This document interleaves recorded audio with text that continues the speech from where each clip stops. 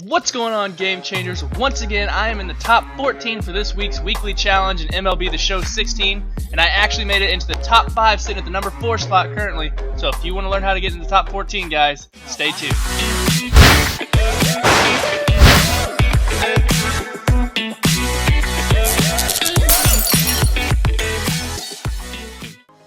In last week's video, I gave you guys a bunch of my tips on how to get in the top 14, and to recap, those were always contact swing with 2 strikes, take pitches to build up your multiplier, focus on your multiplier, and complete challenges. These tips are still the same, however this week it was a lot harder. Last week it was Madison Bumgarner and Matt Kemp. This week it's Noah Syndergaard and Bryce Harper. And the reason why it's so much harder is because Noah Syndergaard throws a lot harder than Madison Bumgarner does.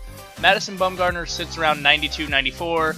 Noah Syndergaard sits around 97 to 100. And that fastball alone is a lot harder to pick up, and it makes his other pitches that much more effective. Particularly his changeup. His changeup is absolutely filthy, so hard to pick up. I don't know how many times I swung and missed on this pitch. It was absolutely insane. It's so hard to pick up out of his hand because you got to be ready for 100 miles per hour, and then he throws you an 86 mile an hour changeup and you're way out in front and you completely whiff, and then you have to completely start over.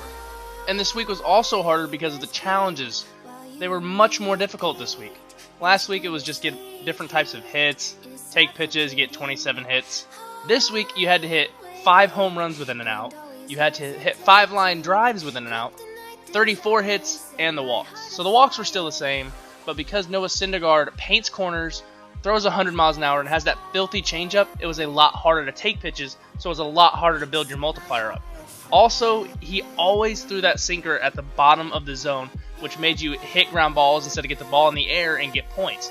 So it's even harder to build up your points, not just your multiplier. And then by the time you get to Hall of Fame, you're only at 20 multiplier with maybe 3,000 points.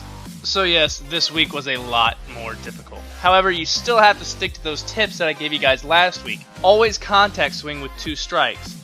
Take pitches the best that you can, and complete challenges. Those will add up to your multiplier. I know the challenges are hard, but if you do get them, then it helps out just that much more. So you still have to stick to those, but now I'm going to give you guys a scouting report on Syndergaard so you know what to look for, and you can apply those tips from last week to this week.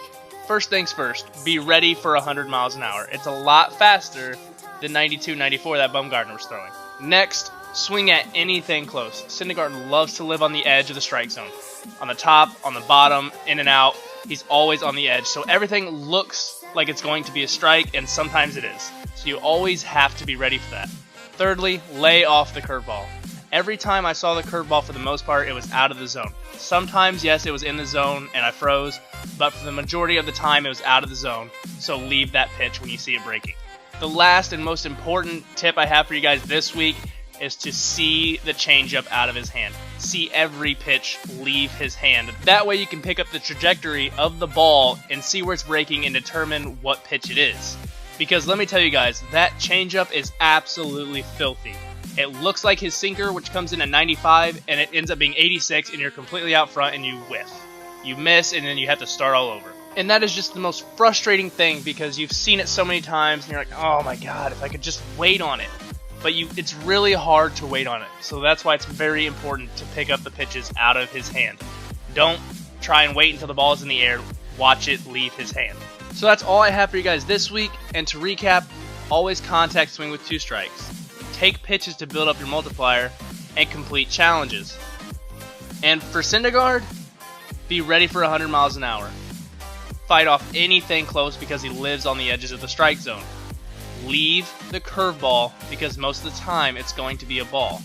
And lastly, see the changeup and all of his pitches leave his hand because his changeup is the most deadly pitch and it will get you every time if you do not see it leave his hand. So thanks for watching, guys. That's all I have for you this week. I will have another video for you guys next week with more tips and another scouting report on whoever they have.